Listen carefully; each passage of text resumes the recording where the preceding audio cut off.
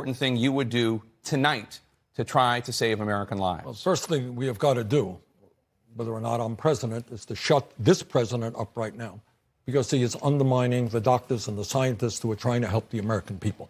It is unacceptable for him to be blabbering with unfactual information, which is confusing the general public. Second of all, what we need to do, and I'm glad that he has called a state of national emergency, what we have got to do is move aggressively to make sure that every person in this country finally understands that when they get sick with the coronavirus, that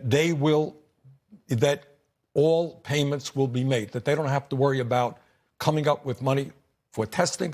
They don't have to worry about coming up with money for treatment. This is an unprecedented moment in American history. Now, I obviously believe in Medicare for all. I will fight for that as president. But right now, in this emergency, I want every person in this country to understand that when you get sick, you go to the doctor. When you get sick, if you have the virus, that will be paid for.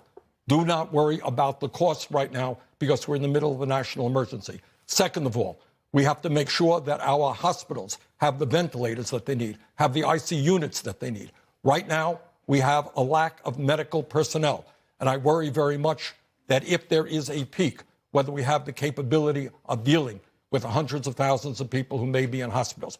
So we need unprecedented action right now to deal with the unprecedented crisis.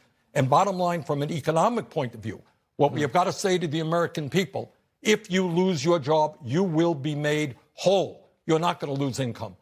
If Trump can or the Fed can put $1.5 trillion into the banking system, we can protect the wages of every worker in America. Thank you, Senator. Vice President.